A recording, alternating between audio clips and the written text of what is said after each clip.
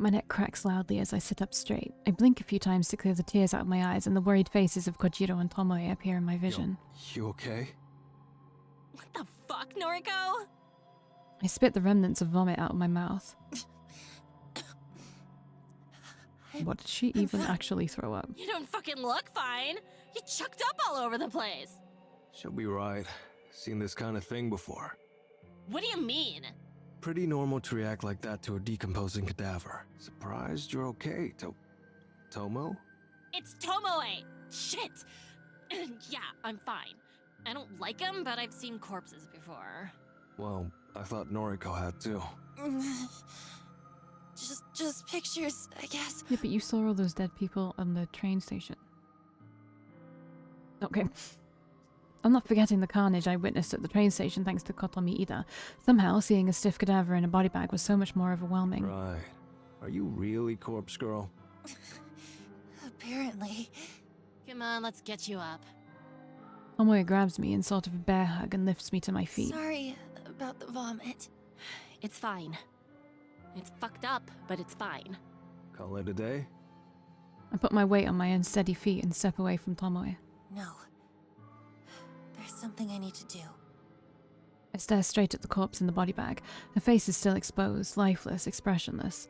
Her hair is long, blonde. I imagine her with a bit of makeup, some blush, some lipstick, some fake eyelashes. Whoever this was, she's exactly what I need for my next victim. That worked out well.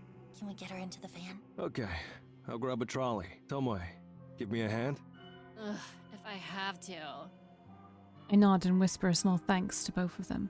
Still a little groggy and unstable, I make my way to the morgue store. I'll wait in the van for now. I need to take a moment to restore my energy. The real work will begin when we get to the factory. Loading screen.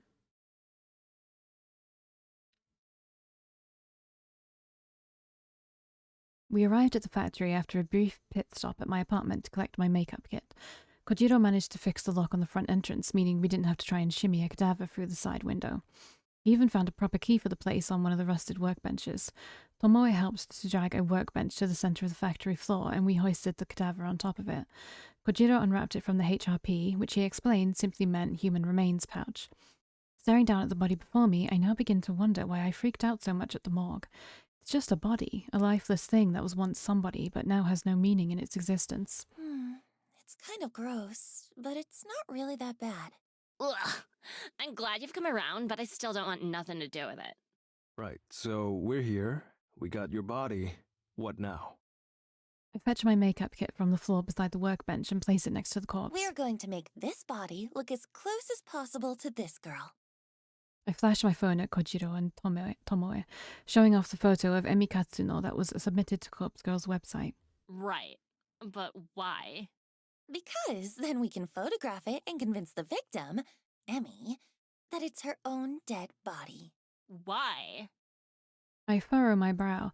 Kojiro coughs in an attempt to hide his laughter. That's how Corpse Girl does things. I don't know. Sounds like a shit plan. We went to all that effort to steal a dead body and you just want to take photos of it? Look, so far I've done everything with photo manipulation. And sometimes it's successful, like with Akane Tsurumaki. That bitch? It convinced her to kill herself. But I'll admit that it hasn't worked so well on Corpse Girl's other victims. So you think repeating the same thing that don't work over and over again will eventually work? She's got a point, Noriko. Corpse Girl doesn't have the best track record. Maybe something has to change. But what? This is the way I've always done things, and... I hang my head in defeat. I don't know what to do. I spent all morning crafting fake photos of my 3 victims, but for what purpose? They're not going to convince anyone to kill themselves. And now I'm standing here in the factory looking at a corpse that I want to decorate as Emi Katsuno, just so I can take photographs of it. And there's no point in doing so. I already crafted the photo of Emi's death, so why am I here? What the hell am I doing? You two are right. I can't keep going on like this. I've already crafted a photo of this victim's death. So I really don't know why I let it get so far. I guess I didn't truly think we'd pull this off. I kind of just went along with Kojiro's suggestion to go to the morgue. Hey, don't pin it on me. This is your scheme. The weirdo is right. This is on you, Nariko. They're right. They're both spot on. I don't know what I'm doing. I'm just wasting my time, their time. I'm wasting Corpse Girl's time. Here, give me your phone. Without waiting for approval, Tomoe snatches my phone out of my hands. She swipes past the photo of Emmy, then swipes back to it. Yo, you said you already made the corpse photo. Where is it? I don't keep it on my phone. That would be stupid. The only copy is still on my laptop at home. But you've got a photo of this bitch on your phone. Well, yeah. I just pulled it from her noise profile earlier. It's exactly the same image that was uploaded to Corpse Girl's website, though. Right. Hold it. How did you know the Vic's name? Corpse Girl doesn't ask for a name. Oh, this girl... I actually went to school with her. It's a coincidence, I assure you. Uh-huh. Look, that doesn't matter, does it? Well, tell me what the corpse photo looks like. Well, it wasn't my most creative work. I had 3 requests to fulfill in a short amount of time, so I kinda made them all similar. I made it look like this girl, Emmy, fell from a tall building and splattered on the pavement. Fucking lame. Yeah. Why did you want to know, anyway? Well, I've got an idea for you. I know, I'm just the driver and all, but you've dragged me in this far, so at least let me make a suggestion, Kay? Okay, go ahead. We've got this here body. You've got a corpse photo of the bitch all locked and loaded. Let's kick it up a notch. Take your time to apply makeup. Make the body really look like the victim. Send her the corpse photo first, and then we'll deliver this body to the bitch. Deliver the body? We rock a better joint, leave the dead body on her doorstep, and then we fucking get out of there. Okay. And then what do you do after she kills herself? Do you then run up and take the body back? Because I don't think you can leave the body there. Eventually those bodies will be traced back to a morgue. Like, unless they're a Jane Doe, which I don't think they are because they had names. Can you imagine how fucking scary it would be to come face to face with your own corpse? Think about it from her perspective. She gets a photo of her own dead body, right? Then, like, hours later, just as she's trying to get it out of her mind, her own corpse shows up at her house. She'll fucking snap, I guarantee it. Hell, I probably would too, and I know what's going on. I can't believe it. Tomoe has completely lost the plot. Her plan is incredibly devious. It's almost evil, and I'm in love with the idea. I'm in love with the idea of delivering a person's own corpse to them before they kill themselves. Tomoe! Despite my own nature, I find myself throwing myself at Tomoe and wrapping my arms around her. Yo, what the? I bury my head between her neck and shoulder, the warmth of her body radiating through my own cold and clammy form. I start to sob uncontrollably. Maybe I still have tears left over from my incident at the morgue, or maybe I'm just truly happy at this moment. Tomoe! Thank you. Yeah, I mean, sure. Your idea is brilliant. It's perfect. Oh, I can't think of a better way to bring Corpse Girl's plans to fruition. I mean, I just said the first thing that came to mind, so... But hey, I'm real glad you like the idea. I'm happy to help. I wipe my eyes, but I don't let go of Tomoe. Hell. I wonder if you'd make a better Corpse Girl than me. Don't be stupid. I just had one good idea is all. Now, come on. It ain't like you to get all sappy. Pick yourself up, yeah? Right. In a moment. I nuzzle my cheek further into Tomoe's neck and feel her skin prickle underneath my breath. She tenses up a little bit, but doesn't push me away. You're so warm. Jeez. Come on now, we've got work to do. Okay. I reluctantly step back from Tomoe and wipe my eyes. Tomoe is a little red in the face. She ruffles the collar of her shirt and fans her face. Never had a girl cling to me like that before. Better not tell Shinya in case he gets real jealous. Kojiro is silent. He seems to be simply observing the moment. I take a second to compose myself. Tomoe is right. We do have work to do. I look at the corpse atop the table, patiently waiting for us to conclude our discussion. I almost wish I was as patient as the dead. We starting? Yes. Let's do this. Mad. Few things to keep in mind. Putting makeup on a cadaver isn't as simple as you think. This one's already decomposing. Not all the makeup will take. Put a little extra on. Don't be stingy. It doesn't help that the body is ice cold. Now, if we had a space heater, we could warm it up. That would help the makeup stick. But it'll speed up decomposition. We can't have it decomposing any faster. It's already out of cold storage, so I imagine we don't have long as it is. Right. We're going to want to deliver it to your Vic soon, like less than 24 hours soon. That's fine. Yo, what about time in the delivery? Corpse Girl's photos have a, what's it called, a timestamp? Yeah, I timestamped the photos with a supposed time of death. I usually set it to a little after the time the victim receives the photo. Sometimes a few hours, sometimes a whole day. Uh-huh, I get it. Well, like, for best effect, we're gonna want to deliver the corpse before the time marked on the photo, right? That way, the Vic gets the photo and the corpse before the set time. Creates a kind of ticking time bomb. Should convince him to off himself before time's up. That makes sense. I think that's the best way to do it. Yeah, so, what time did you write on this Emmy chick's corpse photo? I scratched my head and tried to think about it. It's hard to recall since I created 3 different photos at the same time. I'm pretty confident I lined them all up one after another, an hour gap in between each one. 7:28 a.m. tomorrow. We gotta deliver the corpse before then, huh? Too early. Usually asleep. Well, you're gonna have to get your ass up early for Noriko. For Corpse Girl. Kojiro groans, but he doesn't object further. So, I'll send the photo out when I get home tonight. Emmy will receive it before she goes to bed for the night. It should shake her a little. Then, in the morning, she'll wake up to her doorbell ringing and a corpse left on her doorstep. That should be enough to do the trick.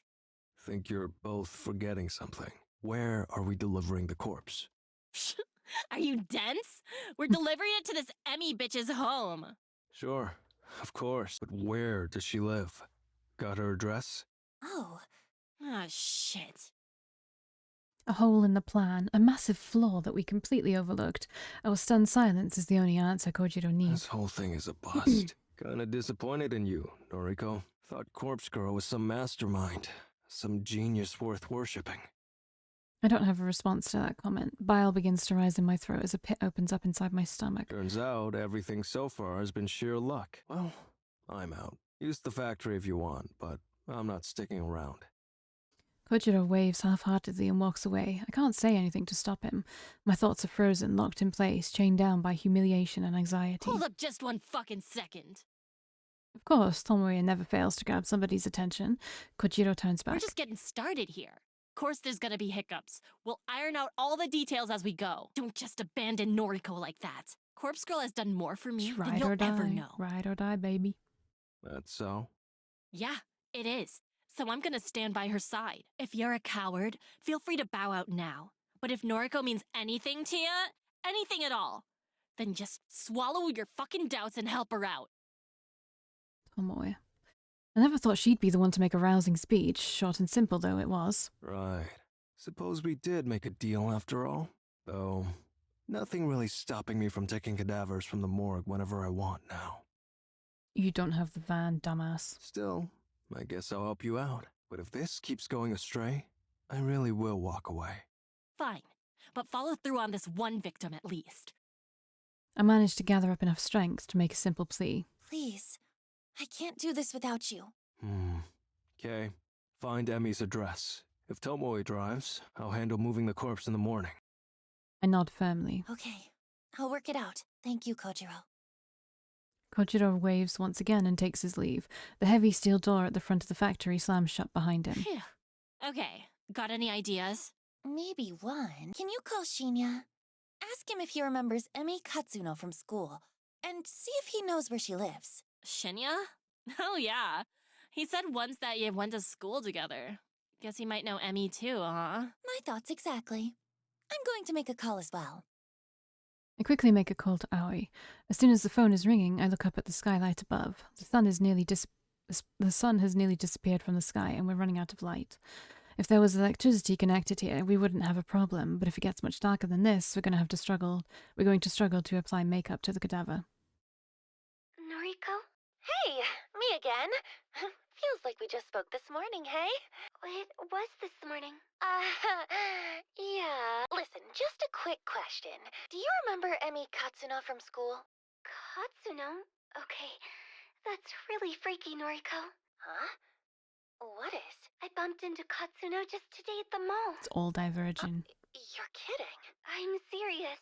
She was pretty distressed, actually. She just got fired from her job. I see. Actually, it's kind of funny.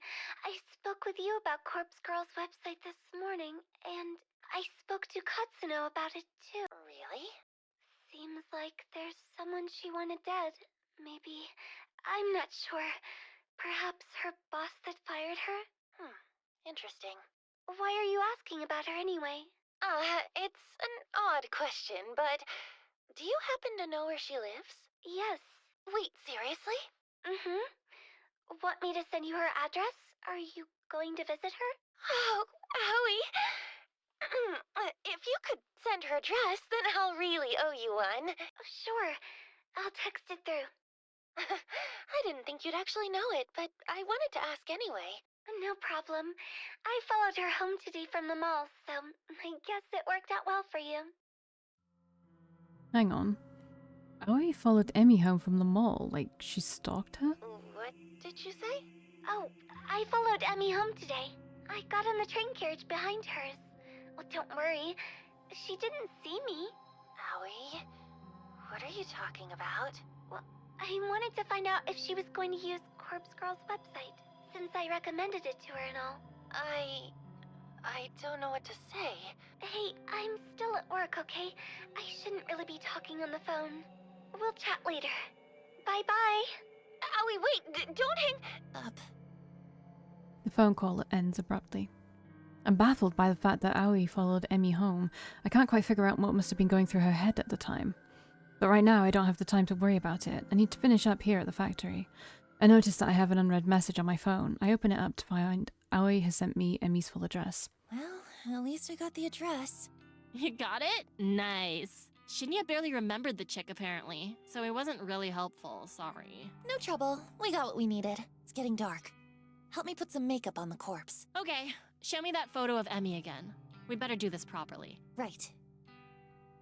I bring up the photo and we examine it closely before setting to work.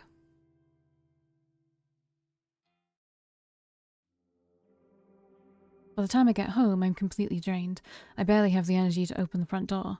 Today was an ordeal. It dragged on forever and ever, and yet it still felt like I didn't have enough time to get everything done. After changing out my vomit-stained clothes, I make myself a cup of tea. I'm hoping a few sips will help me relax and unwind.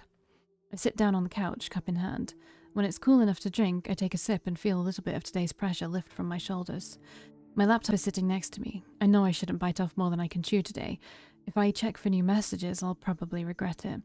I unfold the laptop and navigate to Corpse Girl's website. One new request from Emmy. It's the one from Emmy. Shit. These are really beginning to pile up. I can't restrain myself from opening the request. Request details. Okay. The request came in while I was busy with Kojiro and Tomoe, probably around the time when we were at the morgue. The image of the victim downloads. I stare intently at the picture of my older sister. Yoriko Kurosawa. 28 years old, senior high school dropout, currently on parole after a short stint in prison. Second stint in prison, sorry. Yoriko. What are the odds of you appearing here on my screen in my life at this moment? I haven't spoken to you for so long. I haven't seen you. I haven't even received contact from you, only to ignore it. Why are you here now? Why does somebody want you dead? I suppose it's not hard to think of why someone would request your death. I'm sure you have a lot of enemies, thanks to the crew you run with. But for someone to actually use Corpse Girl's website to request your death, it's coincidental, too coincidental, just like everything that's been happening lately. Yoriko, I hate you so much. You abandoned me when I needed you. You abandoned Mother, even though she abandoned us first. I hate you. Corpse Girl never refuses a request. It's one of her convictions. I'll never refuse a request. I close the laptop's lid and rub my eyes. I'm tired. I'm so fucking tired.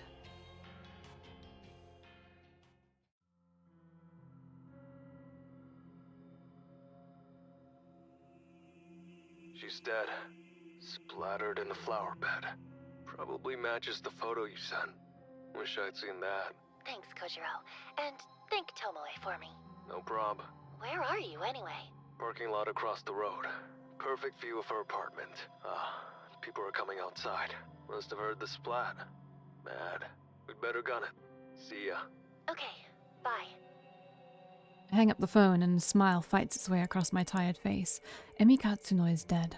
She killed herself thanks to the trauma of discovering her own corpse at a doorstep, even though I forgot to send the corpse photo last night. I nearly fucked up our entire plan due to how exhausted I was. By some stroke of luck, I managed to wake up early this morning. Thankfully, my first thought upon waking was to send the photo. Emi would have received the picture only an hour before the time marked on it. It was a close call, a very close call, but I can't help but wonder if it worked in our favour. Kojiro and Tomoe rushed over to her apartment to deliver the corpse, forcing Emi into a confrontation with the photo, an imminent time of death, and then the delivery of her own corpse all in the space of an hour worked to our advantage. It worked so well that I'm starting to consider making this our regular mode of operation. I glance at the burner phone atop the coffee table. Since Emi is already dead, there's no point in me waiting 24 hours to discard it. I'll get rid of it right away. After that, I'll have time to figure out what to do about the other remaining requests. I still have 2 photos of the victims that I crafted on the same day I made Emi's photo. With all the urgency of plotting Emi's demise, I didn't have a chance to send them. I'll have to edit them a little bit because the timestamps on them are now out of date, but that's okay, it's a quick fix. And then there's the request for Yuriko Kurosawa. I'll need to deal with that too, eventually. Doesn't really matter, Emi's the one who sent it and she's dead now.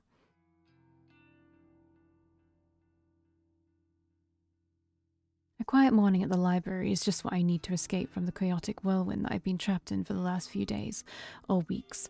The place is silent as usual. There aren't many people around. I managed to find a seat in my favourite reading nook, and I leave my belongings in a chair to save my spot while I browse for a book to read. I can't bring myself to continue reading Strange Flower right now. Reading a book about corpses while trying to take a moment away from my own life is not going to work for me. I scan the bookshelves and look for something light to read. Am I in the mood for a comedy? Probably not. A fantasy adventure? Maybe, though that's never really been my thing. Biographies are out of the question, so are history books. I can pretty much dismiss any non-fiction straight away. I'm just not in the mood. So what should I read? I thumb through a couple of trashy romance light novels. The covers look appealing, with attractive characters smiling and holding each other and falling in love. But the content within each one is utter crap. A housewife looks for love after her husband vanishes, a vampire lord seeks his vampire queen, a college student falls in love with his professor only to find she's his long-lost sister. It's all drivel. I could write better stories than these, but maybe everyone thinks that way. Defeated, I put all the books back on the shelf and return to the chair I saved. I take a seat and simply browse through my noise feed on my phone. A few photos from acquaintances, comments on the weather, a short essay on human rights, even a poem written in poor, broken English. Trash, all of it. I used to love this inside look at other people's lives. I lived for it. I thrived on it. I used to be aroused at the smallest glimpse inside someone else's life. I couldn't go more than a few hours without browsing noise. But now, something is different. Something inside me has changed. I want to say that I've recently become cynical, jaded, but that wouldn't be accurate. I've been this way as long as I can remember. The appeal of voyeurism just isn't there anymore. My growing ability to manipulate the lives and deaths of other people has ruined any pleasure I once gleaned from simply spying on them. I need more people to die. Maybe then I'll find satisfaction, ecstasy, release. I lean back in the chair and fold my arms across my chest. My foot taps against the carpeted floor impatiently. I won't find comfort in this library. I won't find relaxation. I'll only find whatever elusive feeling I'm looking for once Corpse Girl's work is complete. I can't rest yet, not now that things are beginning to escalate. I could be orchestrating the death of 3 people right now, the 2 women that had their deaths requested at the same time as Emi, and my very own sister, Yuriko. People are counting on me, people are counting on Corpse Girl to deliver her judgment. I hoist the strap of my handbag over my shoulder and stand up. It's time for Corpse Girl to usher in a new era of human suffering.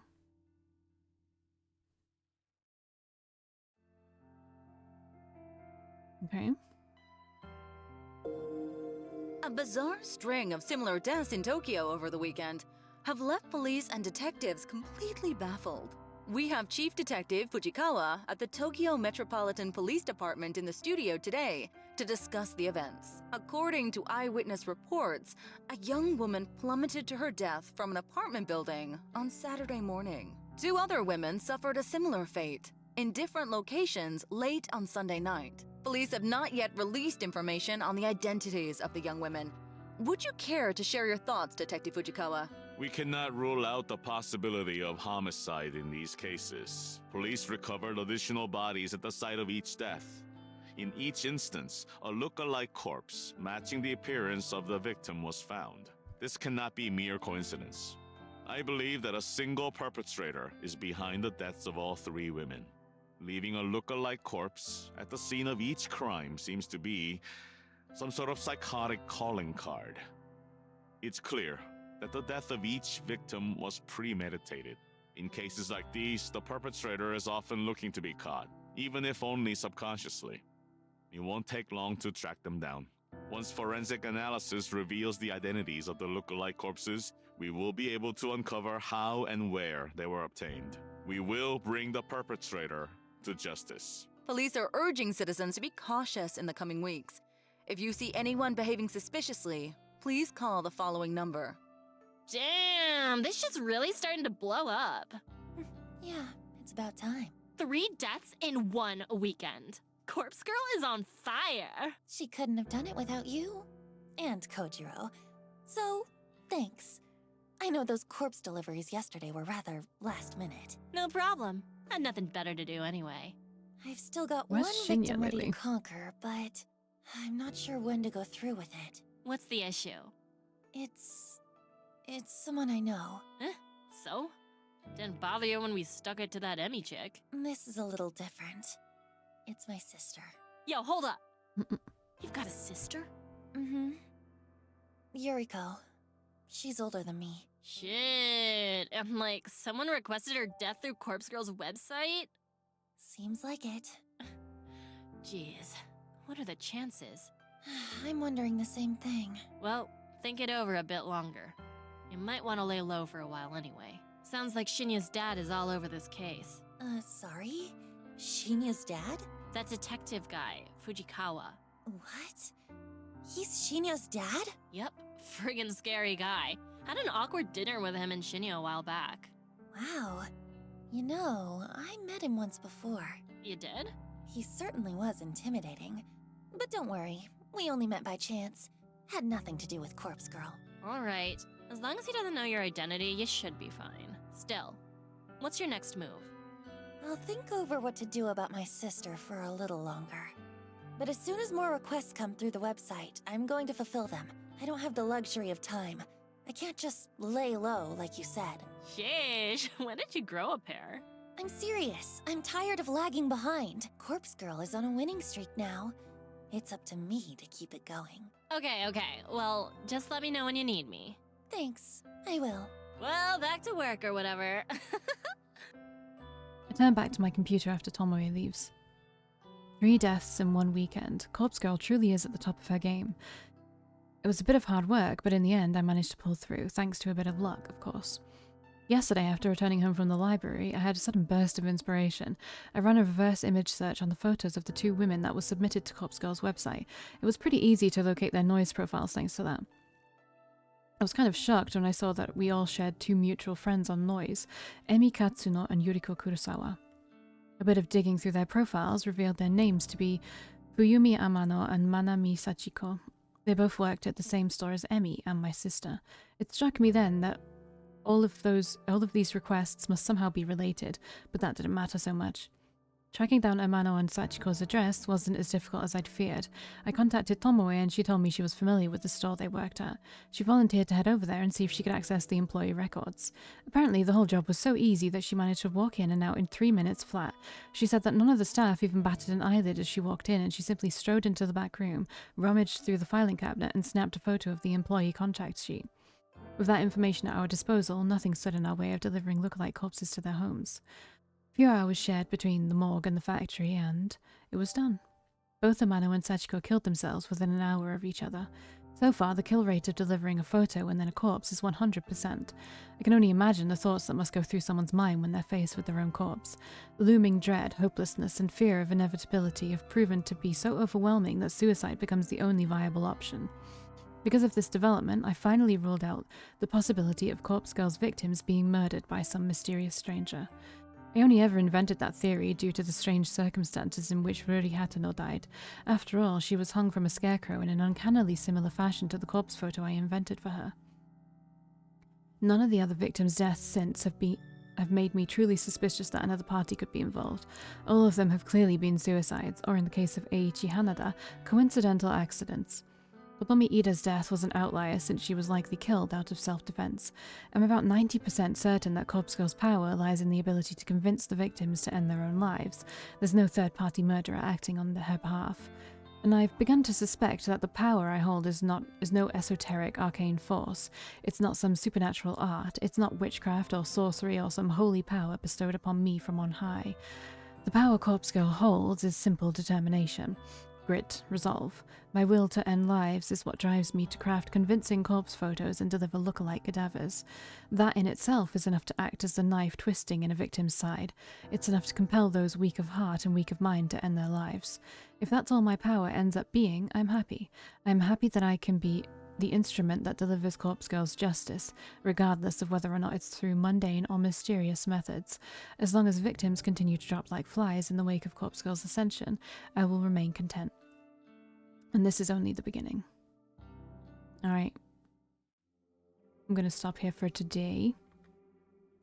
But, yeah, I'll continue this soon. So, I'll see you then.